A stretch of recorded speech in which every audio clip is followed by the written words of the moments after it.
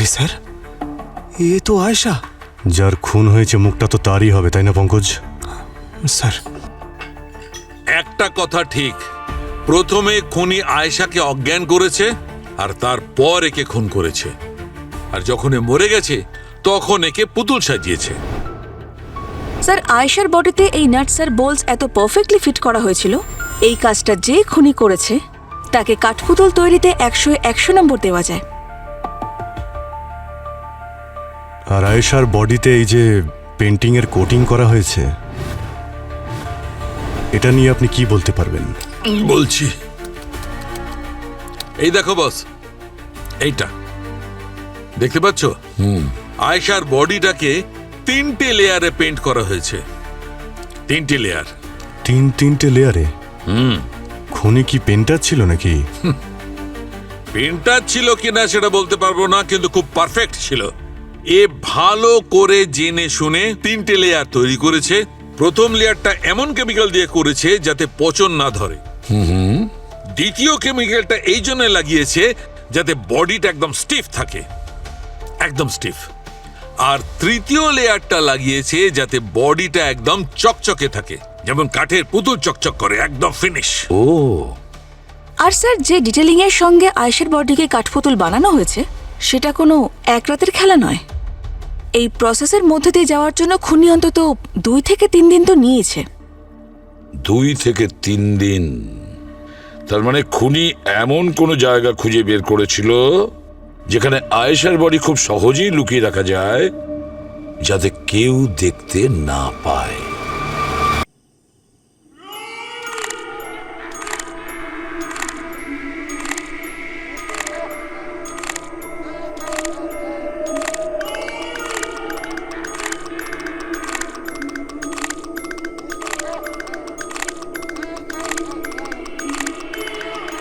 কে ওখানে? মিউজিক কে বাজাচ্ছে?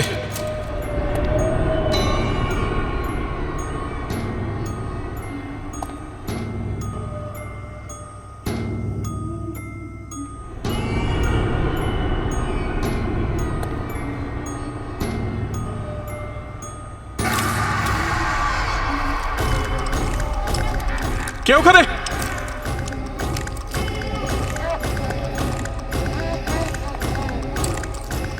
আরে কে ওখানে?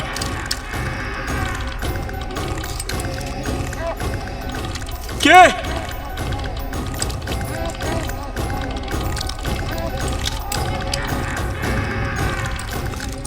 কে তুমি?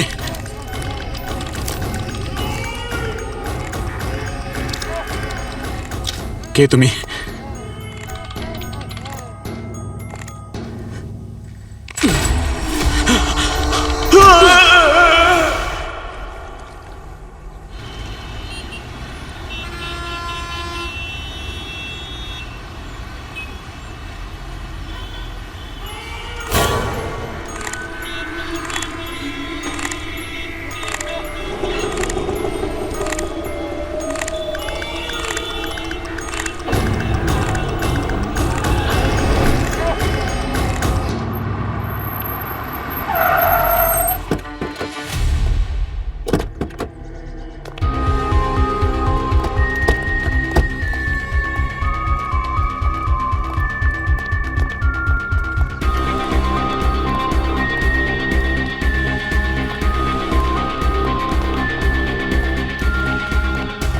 কোথায়? ওদিকে স্যার, ওই দেখুন স্যার।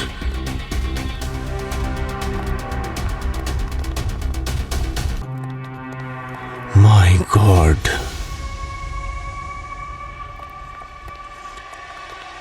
এটা তো অরিজিনাল লাগছে।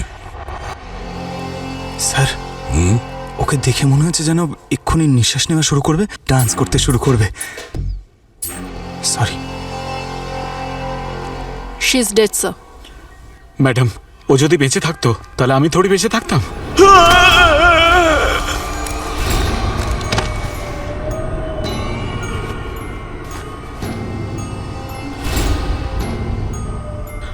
বাঁচাও, বাঁচাও, বাঁচাও! লাশ, লাশ! ওই সময় বেঁচে ছিল?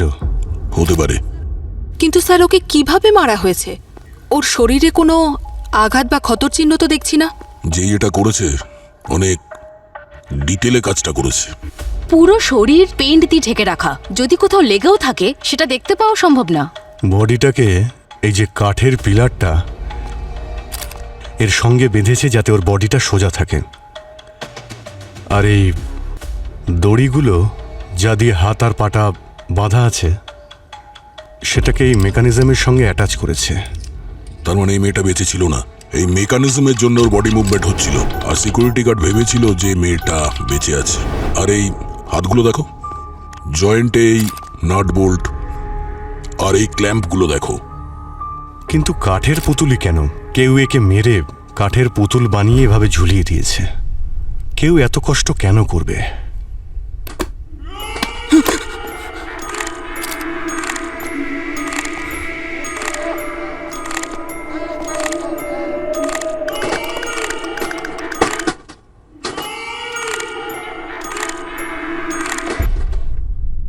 তাহলে এটাই সেই মিউজিক্যাল বক্স যেটার থেকে হরর মিউজিক বাজছিল, আর যেটা শুনে ওয়াচম্যান ভয় পেয়ে গেছিল।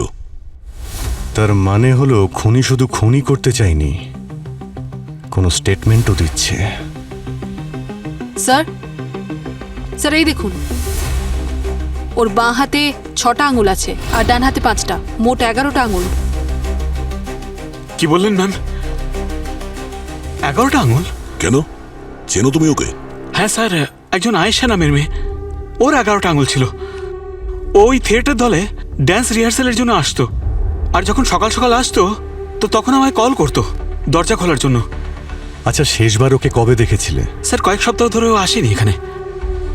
ওনাকে একবার কল করতে চাই। হ্যাঁ, স্যার। ওনার নাম্বারটা দাও।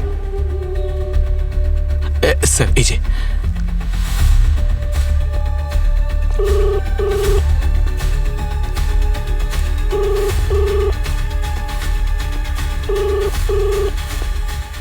রিং হচ্ছে কিন্তু ফোন তুলছে না।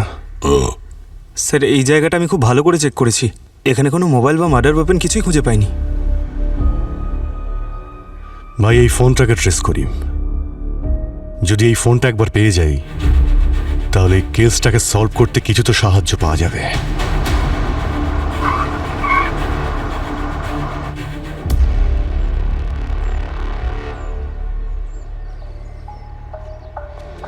লোকেশন তো এই ক্যাফেরই দেখাচ্ছে স্যার। কল করো। রিং হচ্ছে। Hello hello hello,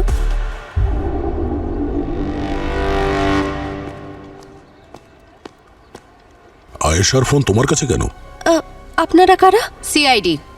CID? হ্যাঁ, আয়েশাকে মার্ডার করা হয়েছে। আয়েশার মার্ডার হয়েছে? কিন্তু কিন্তু ও তো ওর বয়ফ্রেন্ডের সাথে গোয়া গেছিল। তুমি এটা বলো যে আয়েশার ফোন তুমি কেন ইউজ করছো?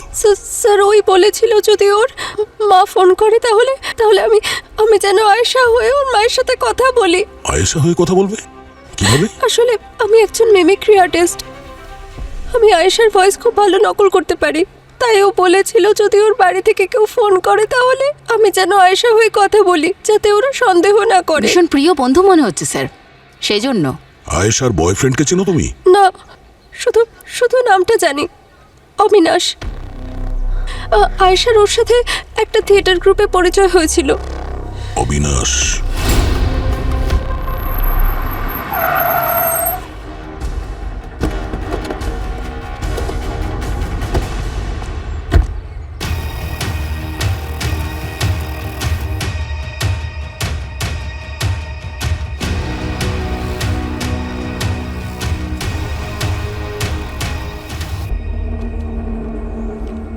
Music action.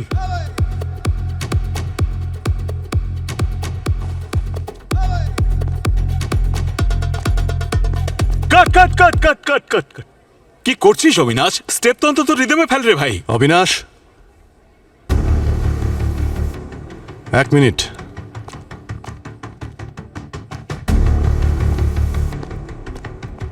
আমরা সিআইডি থেকে এসেছি। আয়েশা কোথায়? আয়েশা জানি না স্যার, অনেকদিন ওর সাথে দেখা হয়নি। কিরকম বয়ফ্রেন্ড তুমি? হ্যাঁ, তোমার গার্লফ্রেন্ড কোথায় তুমি জানো না? হ্যাঁ, দেখো, আমরা তোমার আর আয়েশার ব্যাপারে সব কিছুই জানি। আমরা এটাও জানি শেষবার তুমি ওকে গোয়াতে নিয়ে গিয়েছিলে। শেষবার মানে স্যার? কেন তুমি জানো না আয়েশা মার্ডার হয়েছে? কি বলছেন স্যার? কবে? কিভাবে? প্রশ্ন আমরা করব, তুমি উত্তর দেবে, ঠিক আছে? বলো। স্যার, আমি আর আয়েশা গোয়া যাওয়ার প্ল্যান করেছিলাম 13 তারিখে, আর সেদিন আমার সাথে সন্ধেবেলায় ও দেখাও করবে বলেছিল, কিন্তু ও আসেনি স্যার।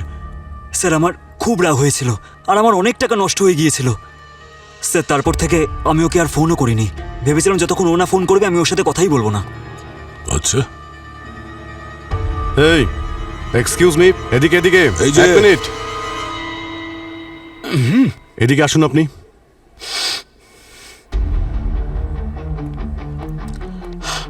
হ্যাঁ স্যার, হ্যাঁ কোথায় স্যার। যাচ্ছিলেন আপনি? হ্যাঁ, কোথাও না স্যার, এই কোনো প্রবলেম আছে নাকি?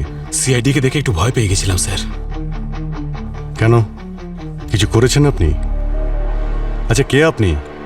স্যার, উনি কৈলাস স্যার, এই থিয়েটারের ডাইরেক্টর। ঠিক আছে, ভবিষ্যতেও তোমাদের কাছে জিজ্ঞাসা করা হতে পারে, তাই আমাদের পারমিশন ছাড়া কেউ শহর ছেড়ে বাইরে যাবে না, ঠিক আছে? ঠিক আছে স্যার।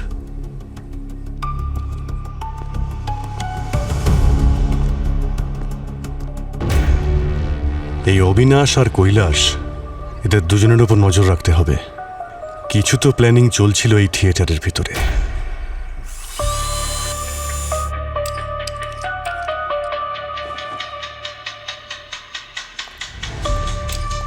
হ্যাঁ শাহরুখে, এই কাঠের পুতুলের ব্যাপারে আসল রহস্য কিছু পেয়েছো? হ্যাঁ, কেন পাবো না ভাই? জ্ঞানী গুণী লোকেরা এসেছেন, মুখ দেখাতে হবে তো ভাই। আরে কি স্যার, মুখ দেখার নিয়ম তো বিয়েতে হয়, এখানে কেন হবে? পঙ্কজ,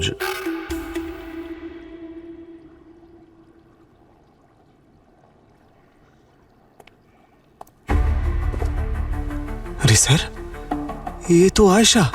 যার খুন হয়েছে মুখটা তো তারই হবে, তাই না পঙ্কজ? স্যার, একটা কথা ঠিক, প্রথমে খুনি আয়েশাকে অজ্ঞান করেছে আর তারপর একে খুন করেছে, আর যখন এ মরে গেছে তখন একে পুতুল সাজিয়েছে। স্যার, আয়েশার বডিতে এই নাটস আর বোলস এত পারফেক্টলি ফিট করা হয়েছিল, এই কাজটা যে খুনি করেছে তাকে কাঠপুতুল তৈরিতে 100 নম্বর দেওয়া যায়। আর আয়েশার বডিতে এই যে পেন্টিং এর কোটিং করা হয়েছে, এটা নিয়ে আপনি কি বলতে পারবেন? বলছি, এই দেখো বস, এইটা দেখতে পাচ্ছ? আয়েশার বডিটাকে 3টে লেয়ারে পেন্ট করা হয়েছে। 3টে লেয়ার। তিনটে লেয়ারে? খুনি কি পেন্টার ছিল নাকি? পেন্টার ছিল কিনা সেটা বলতে পারবো না, কিন্তু খুব পারফেক্ট ছিল। এ ভালো করে জেনে শুনে 3টে লেয়ার তৈরি করেছে। প্রথম লেয়ারটা এমন কেমিক্যাল দিয়ে করেছে যাতে পচন না ধরে। দ্বিতীয় কেমিক্যালটা এই জন্য লাগিয়েছে যাতে বডিটা একদম স্টিফ থাকে, একদম স্টিফ। আর তৃতীয় লেয়ারটা লাগিয়েছে যাতে বডিটা একদম চকচকে থাকে, যেমন কাঠের পুতুল চকচক করে, একদম ফিনিশ। ও আর স্যার, যে ডিটেলিং এর সঙ্গে আয়েশার বডিকে কাঠপুতুল বানানো হয়েছে সেটা কোনো এক রাতের খেলা নয়। এই প্রসেসের মধ্যে দিয়ে যাওয়ার জন্য খুনি অন্তত 2 থেকে 3 দিন তো নিয়েছে। 2 থেকে 3 দিন? তার মানে খুনি এমন কোনো জায়গা খুঁজে বের করেছিল যেখানে আয়েশার বডি খুব সহজেই লুকিয়ে রাখা যায়, যাতে কেউ দেখতে না পায়।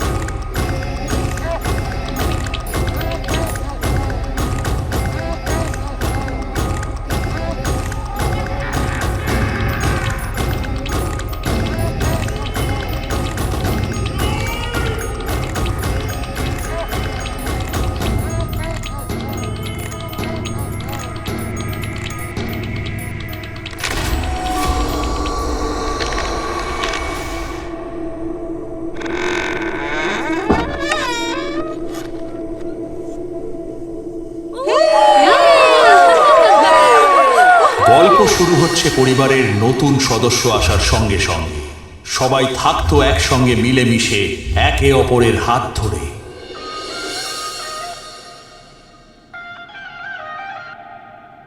তারপর সময় পাল্টে গেল, ভাগ্যেরও পরিবর্তন হলো। ধীরে ধীরে আপন মানুষেরাই শত্রু হয়ে গেল।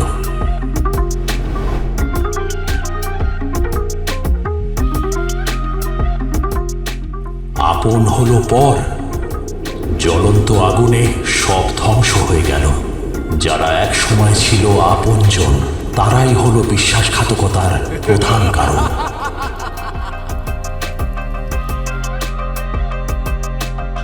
সব পুড়ে হলো ছাই, ছাই, ছাই।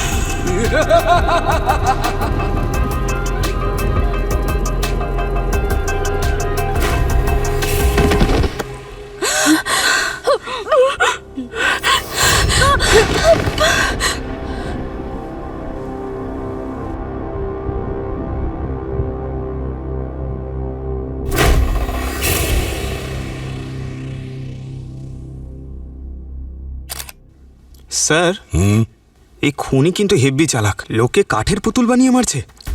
চালাক নয় পঙ্কজ, কোনো পাগল নিশ্চয়ই, মেন্টাল। এখানে যেভাবে ওকে কাঠপুতুল করে মারা হয়েছে, ঠিক সেইভাবেই যেভাবে আয়েশাকে মারা হয়েছিল। স্যার,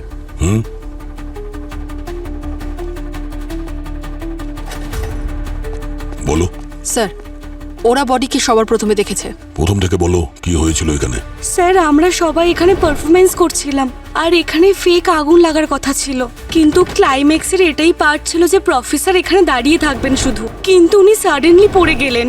তারপরে দেখলাম উনি মারা গেছেন। স্যার, এগুলো সব কুমার স্যারেরই প্ল্যান ছিল, আর আমরা অনেকদিন ধরে প্র্যাকটিস করছিলাম। একই ধরনের মার্ডার, ঠিক একই রকমের পারফেকশন। 100% কোনো সিরিয়াল কিলারেরই কাজ। একটা গান কোরিওগ্রাফ হচ্ছে না, কালকেই পারফরমেন্স।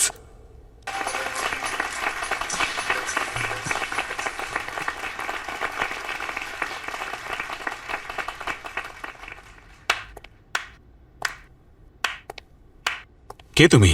কি নাম তোমার? আমার নাম কাবিয়া। আমি একজন ডান্সার। আমি আপনার আর আপনার এই থিয়েটার গ্রুপের ব্যাপারে অনেক শুনেছি। আমি অনেক চেষ্টা করেছি আপনার এই গ্রুপ জয়েন করার, কিন্তু স্যার আমি অনেক চেষ্টা করেও আপনার কাছে অবধি পৌঁছতেই পারিনি। স্যার, আমি শুধু আপনার কাছে ডান্স শিখতে চাই। আমাকে শুধু একটা সুযোগ দিন। আমি কথা দিচ্ছি আপনাকে হতাশ করব না। ঠিক আছে, ঠিক আছে, ঠিক আছে, তুমি আমাদের গ্রুপ জয়েন করতে পারো। Thank you sir, thank you so much. ঠিক আছে, কিন্তু মনে রেখো তোমাকে এখনো অনেক প্র্যাকটিস করতে হবে। হ্যাঁ স্যার।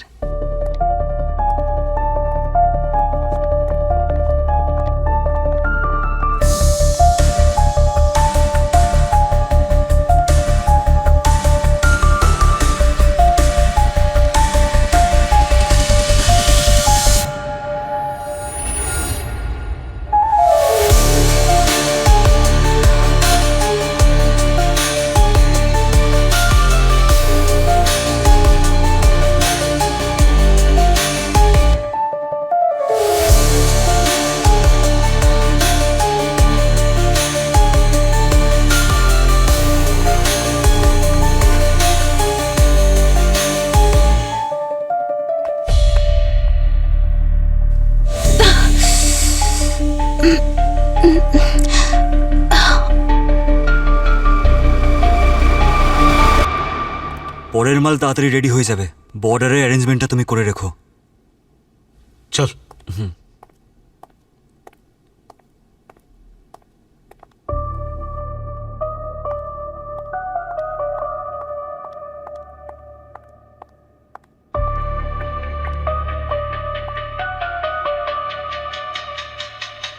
হ্যালো দয়া স্যার।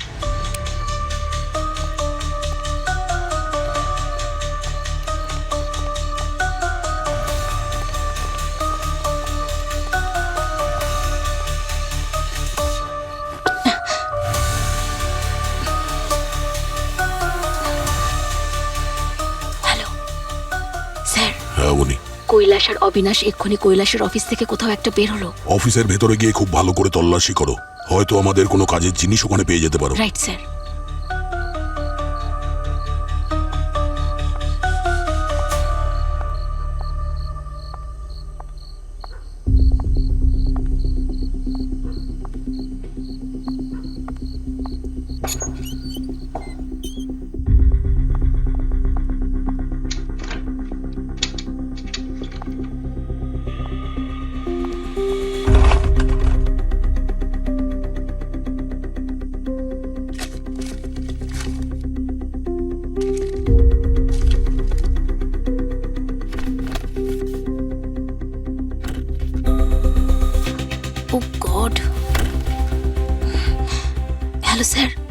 এখানে তো বিভিন্ন দেশের অনেকগুলো ফেক পাসপোর্ট পড়ে আছে। আর হ্যাঁ স্যার, কিছু লোকের নামের লিস্টও আছে যাদের বিভিন্ন দেশে ইল্লিগাল ভাবে পাচার করা হয়েছে। অবনী, ওই সমস্ত ডকুমেন্টসের ছবিগুলো তুলে নাও আর যত তাড়াতাড়ি সম্ভব ওখান থেকে বেরিয়ে এসো। Yes sir.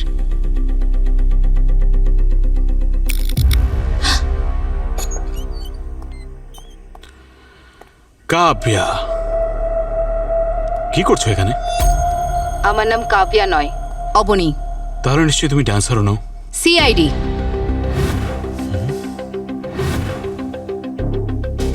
ও, তাহলে তুমি সে সব কিছু দেখে নিয়েছো যেগুলো তোমার দেখা একদমই উচিত ছিল না। আর আমরা এখন এটাই চাই, যেটা তুমি এখন দেখেছো সেটা যেন বাইরের লোক জানতে না পারে। এই ভুলটা একদম করো না, আরো প্রবলেমে পড়বে। গান নিচে, গান নিচে। তোমাদের দুজনকে যেদিন দেখেছিলাম সেদিনই বুঝে গেছিলাম এখানে নাটক কোম্পানির আড়ালে অন্য কোনো ড্রামা চলছে। হ্যাঁ,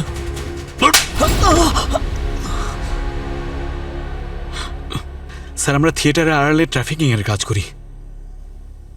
ইন্টারন্যাশনাল শো এর নামে মানুষকে আমাদের থিয়েটার গ্রুপে চান্স দেই, তাদের থেকে টাকা নেই আর তারপর তাদের ইন্ডিয়ার বাইরে পাঠিয়ে দিই। যখন ফেরত আসে তখন কেউ জিজ্ঞাসা করে না ওদের ব্যাপারে? না স্যার, কেউ যদি জিজ্ঞেস করে তাহলে আমরা বলি যে বাইরে গেছে, এবার ওরা জানে আর ওখানকার পুলিশ। আয়েশার সাথে কি করেছিলে তোমরা? স্যার, যেই রাতে আমি আর আয়েশা গোয়া যাওয়ার প্ল্যান করছিলাম, সেই দিন সন্ধেবেলা ও আমার আর কৈলাস স্যারের মধ্যে প্ল্যান ডিসকাস করা শুনে ফেলেছিল। আমাদের মধ্যে খুব ঝগড়াও হয়, তারপর ওখান থেকে পালিয়ে যায়। আমি ওকে ফলো করতে করতে যাই কারণ যাতে ও পুলিশের কাছে গিয়ে কমপ্লেন না করে, কিন্তু ও একটা গাড়িতে বসে সেখান থেকে চলে যায়। কিরকম গাড়ি ছিল? ওটা একটা সিলভার কালারের গাড়ি ছিল, আমি নাম্বারটা দেখতে পাইনি। Silver colour.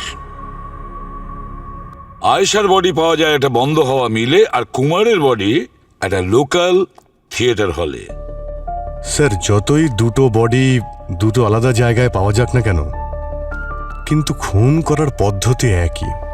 কিন্তু অভিজিৎ, আয়েশা আর কুমারের মধ্যে একটা মিল আছে, সেটা হলো ওরা আর্টিস্ট। আয়েশা একজন ডান্সার আর কুমার একজন সূত্রধর, মানে স্টোরি টেলার। স্যার, এটা কোনো সিরিয়াল কিলিং এর কেস নয় তো, যেখানে খুনি পারফর্মারদের টার্গেট করছে আর তারপর ওদের কাঠের পুতুল করে দিচ্ছে? হ্যাঁ, কিন্তু খুন করার পরে কাঠের পুতুলি কেন বানাচ্ছে ডেড বডিগুলোকে, এটাই তো বুঝতে পারছি না। স্যার, স্যার আয়েশা আর কুমারের মধ্যে একটা কমন লিঙ্ক পেয়েছি। কি? স্যার, গত মাসে ন্যাশনাল পারফরমেন্স আর্ট অ্যাসোসিয়েশনে একটা অ্যাওয়ার্ড ফাংশন হয়েছিল, যেখানে আর্টিস্টদের অ্যাওয়ার্ড দেওয়া হয়েছিল। সেখানে এরা দুজন অ্যাওয়ার্ড পেয়েছিল। আর এই ফাংশনটা কে অর্গানাইজ করেছিল?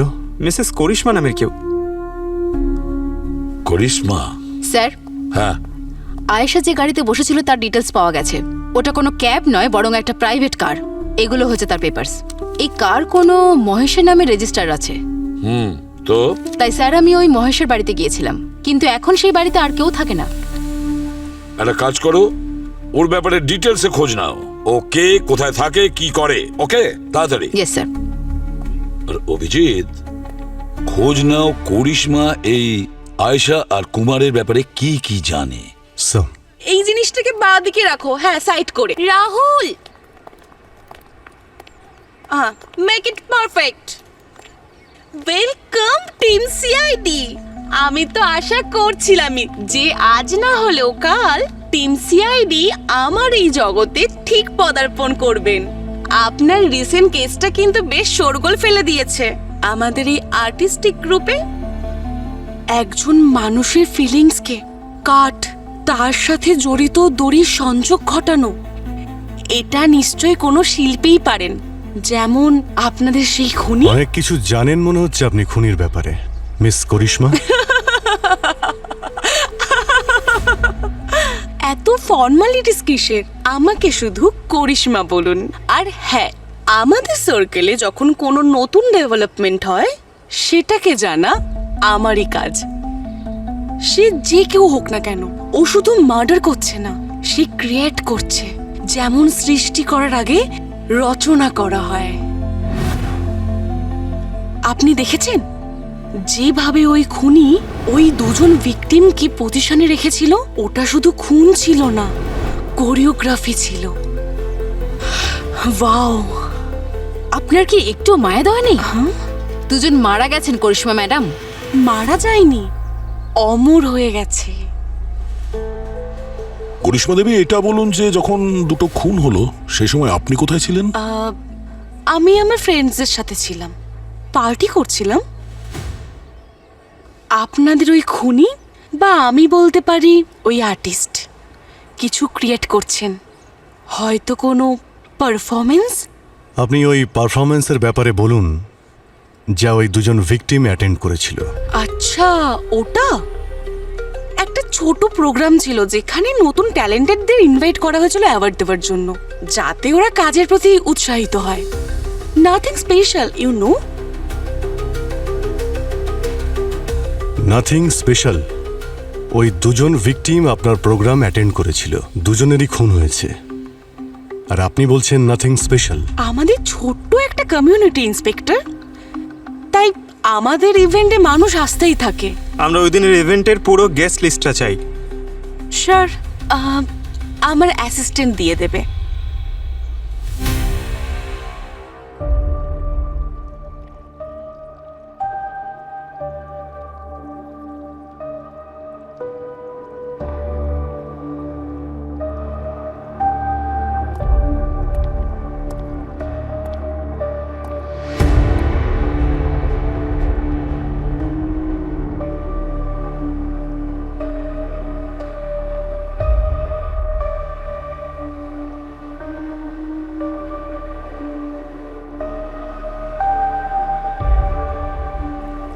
হচ্ছে হচ্ছে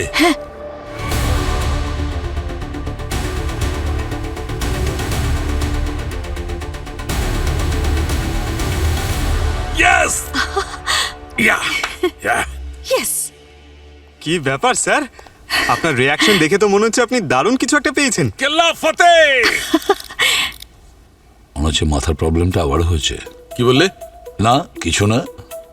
আরে বলো না, কি পেয়েছো? বলবো তো, কিন্তু কিন্তু বলবার আগে আজ একটা কথা বলো। কি? আমি ডাক্তার সালুকে খুব ট্যালেন্টেড। এটা কে বললো? তুমি বলেছো? বলেনি তো। না তো? না। ঠিক তো? পয়েন্টে এসো। হ্যাঁ, পয়েন্টে আসছি। বস দেখো, যেভাবে আমি এই আয়েশার বডি থেকে কেমিক্যালগুলো সরিয়েছিলাম, ঠিক সেইভাবে আমি এই কুমারের মুখে কেমিক্যালগুলো লাগিয়েছি। এই কেমিক্যাল কোটিংগুলোকে যখন অ্যানালাইজ করেছি, তখন আমি পেয়েছি লেক আর থার্মোপ্লাস্টিক রিফিলের একটা ইউনিক মিক্সচার। বিশেষ করে খনন কাজে যে সমস্ত জিনিস পাওয়া যায় সেগুলো রেস্টোর করার কাজে আসে। আচ্ছা। আর এইটা থার্মোপ্লাস্টিক রেজিন, বিশেষ ধরনের অ্যাক্রোলাইট A72। গার্গি, এই অ্যাক্রোলাইট A72 কোথায় পাওয়া যায়? স্যার, এটা আমাদের আশেপাশের নর্মাল মার্কেটে পাওয়া যাবে না। এটা লাগলে স্পেশাল অর্ডার দিয়ে আনানো হয়। এটা একদম সেরকম যেমন নোট ছাপানোর জন্য তার পেপার কেনা। অ্যাক্রোলাইট A72। অভিজিৎ, খোঁজ নাও এটা কোথায় পাওয়া যায়, আর ভেরি রিসেন্ট কে কিনেছে। আচ্ছা,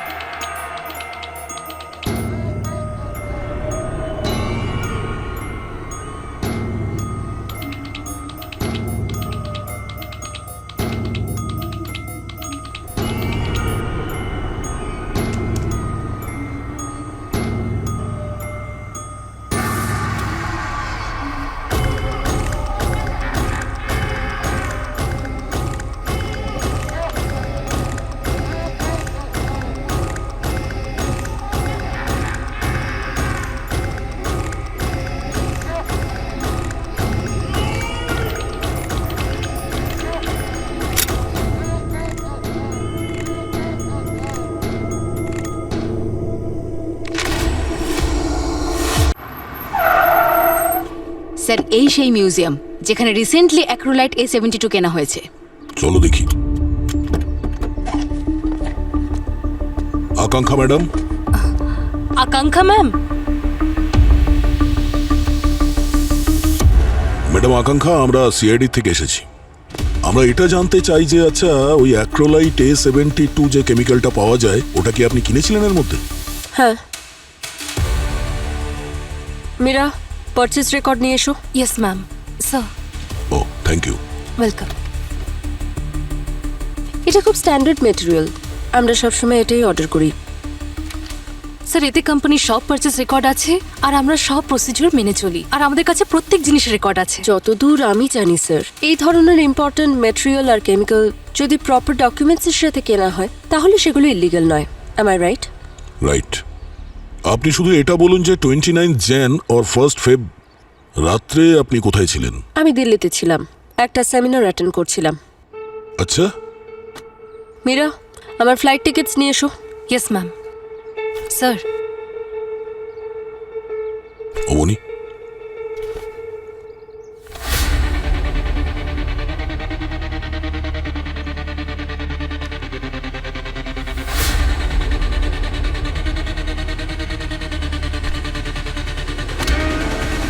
আপনাদের কাজ হয়ে গেছে তো, আপনারা আসতে পারেন। ঠিক আছে, আমরা আবার আসবো যদি প্রয়োজন পড়ে। Sure. Thank you. Always welcome.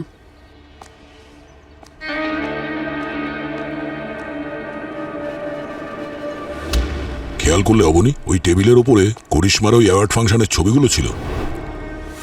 ওই অ্যাওয়ার্ড ফাংশনের ইনভাইট লিস্ট তো আমি দেখেছিলাম, কিন্তু সেখানে কোথাও আকাঙ্ক্ষার নাম তো ছিল না। সেটাই তো, ডিপ্রেশনের ওষুধ, পারফেক্ট এভিডেন্স।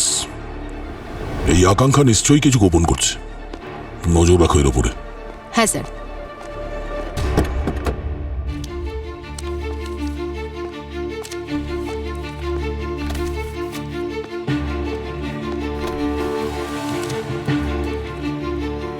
স্যার।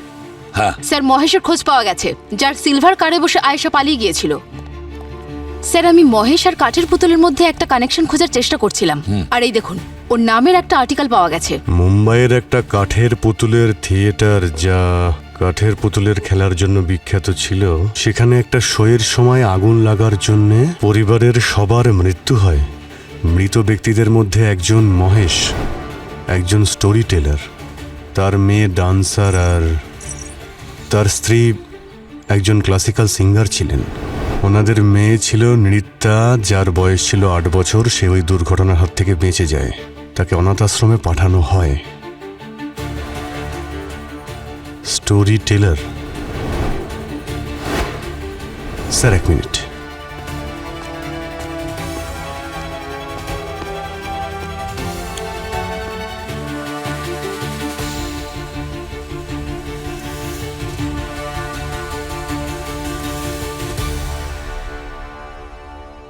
স্যার,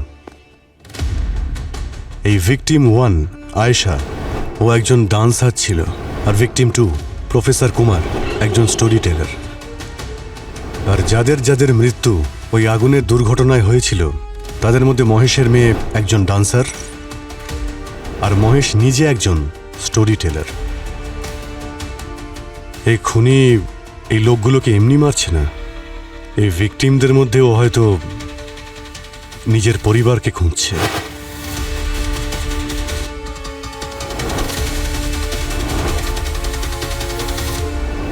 তুমি বলতে চাইছো নৃত্যা? হ্যাঁ, নৃত্যা। সেই জন্যই তো খুন করার পরে ডেড বডিগুলোকেও কাঠের পুতুল করে প্রিজার্ভ করছে। হয়তো নিজের পরিবারকে ফিরে পেতে চাইছে। অভিজিৎ, নৃত্যা তার পরিবারকে কমপ্লিট করার জন্য তৃতীয় শিকার খুঁজে বেড়াচ্ছে। একজন সিঙ্গার, একজন মহিলা, যে কিনা তার মায়ের কথা মনে করায়।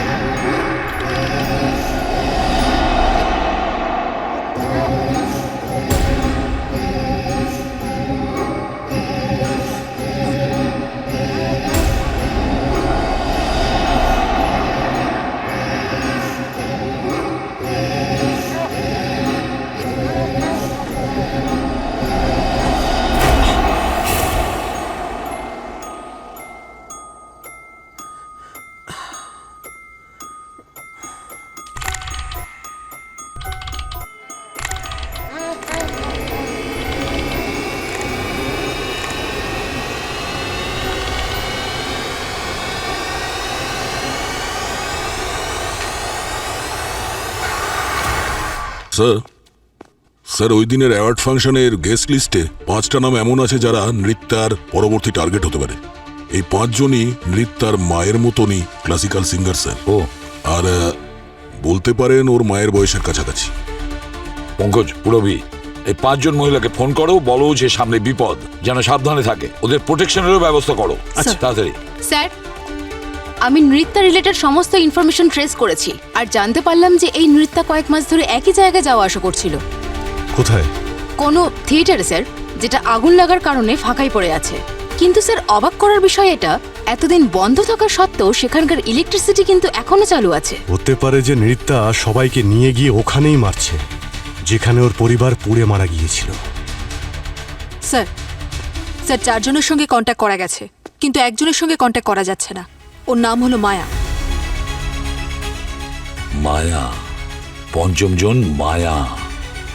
নৃত্যার নেক্সট শিকার মায়াই হবে।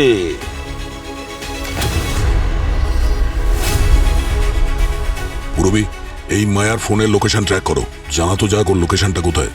আমাদের হাতে সময় কম, তাড়াতাড়ি। স্যার, মায়াকে কাঠের পুতুল তৈরি করার আগেই এই নৃত্যার কাঠের পুতুলের খেলা শেষ করতে হবে। নৃত্যার দড়ি কেটে ফেলতে হবে।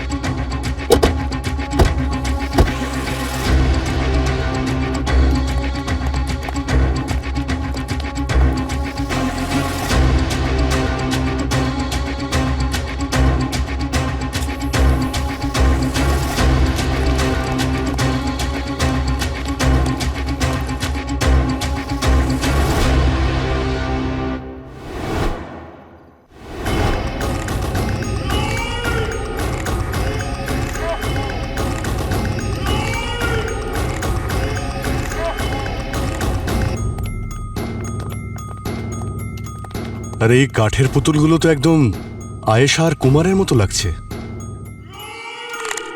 সাউন্ড, ওই হরর মিউজিক।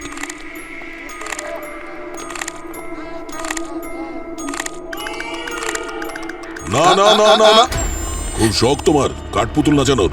এবার তোমার দড়ি আমাদের হাতে। আমার দড়ি কেউ কাটতে পারবে না।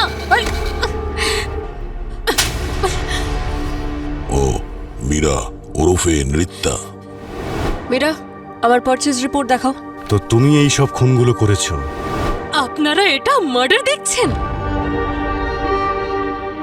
আমার মতে এটা পরিবর্তন, সুরক্ষা, ভালোবাসা। আপনারা জানেন, আমার পরিবার পুড়ে মারা গিয়েছিল। আর সেদিন শুধু আমার পরিবারই মারা যায়নি, তার সাথে সাথে পুড়েছিল তাদের প্রতিভা, তাদের স্বপ্ন, সব পুড়ে ছাই হয়ে গিয়েছিল। আমার মায়ের কণ্ঠস্বর, বাবার গল্প বলা, আমার বোনের ডান্স। আপনারা কি জানেন তখন কেমন লাগে যখন নিজের কারোর সাথে যদি এরকম কিছু ঘটে? ওদের প্রতিভাই ওদের আত্মা ছিল, আর আমি সেদিনই প্রতিজ্ঞা করি ওদের ফিরিয়ে আনার, ওদের অমর করার। কিন্তু আয়েশা, কুমার আর মায়াই কেন? কারণ ওরা 3 জনেই আমার কাছে সাধারণের চেয়ে অনেক বেশি ছিল। ওদের 3 জনের কাছে সেইগুলো ছিল যেগুলো আমি হারিয়ে ফেলেছি। মায়া একদম আমার মায়ের মতন গাইতো। প্রফেসর কুমার যেভাবে গল্প শোনাতো, মনে হয়েছিল আমার বাবা ফিরে এসেছে। আয়েশা যখন ডান্স করত, তখন মনে হতো যেন আমার বোন নাচছে। ওদের জন্যই আমি আমার পুরো পরিবারকে ফিরে পেয়েছি। ওরাও আমার পরিবারের মতোই ছিল। ওরাও ওদের পুরো জীবন শিল্পী হয়ে কাটিয়ে দিয়েছে। কিন্তু শিল্পী হওয়ারও একটা সমস্যা আছে, ওরা না দুর্বল হয়, তাড়াতাড়ি ভেঙে পড়ে, আর সময়ের সাথে সাথে কোথাও হারিয়ে যায়। কিন্তু আমি এটা হতে দিতে চাইনি। আমি চাইনি যে প্রকৃতির নিয়মের মতো ওরা সাধারণভাবে মরুক। তাই আমি ওদের অমর করে দিয়েছি আমার কাঠপুতুলের মাধ্যমে। তুমি যদি ওদের অমরই করতে চেয়েছিলে তাহলে ওদের শরীরটাকে যত্ন করে রাখতে পারতে। এই কাঠপুতুলের নাটকটা কেন? আপনি এখনো বুঝতে পারলেন না? শরীর নশ্বর হয়, আর শিল্প তো ঈশ্বরের দান হয়, তাই না? সেই জন্য আমি ওদের শরীরকে কাঠ, কাপড় আর রং দিয়ে একটা আর্ট পিস করে দিয়েছি। এবার আয়শা সব সময় নাচতে থাকবে, আর প্রফেসর কুমারের সব গল্প সবাই শুনতে থাকবে। আর যারাই ওনার ওই স্বরূপটা দেখেছে তারা কোনোদিন ভুলতে পারবে না। আমি না ওনার স্টেজটাকে ওনার অমর হওয়ার পথ করে দিয়েছি। এবার আপনারা নিশ্চয়ই বুঝেছেন আমি শুধু কাঠপুতুলি বানাইনি, আমি তৈরি করেছি আমার পরিবার, আমার অমর পরিবার। কাঠের পুতুল নিয়ে তোমার এই পাগলামি তোমায় কোথায় পৌঁছে দিয়েছে? তোমার পরিবারের সঙ্গে যা হয়েছিল সেটা একটা অ্যাক্সিডেন্ট ছিল, কিন্তু তুমি একজন শিল্পী হয়ে দুজন নিষ্পাপ মানুষকে খুন করেছ। অনেক বড় অপরাধ করেছো তুমি। তোমার এই পাগলামির শাস্তি তোমায় ভোগ করতেই হবে। আইন তোমায় কখনোই ক্ষমা করবে না।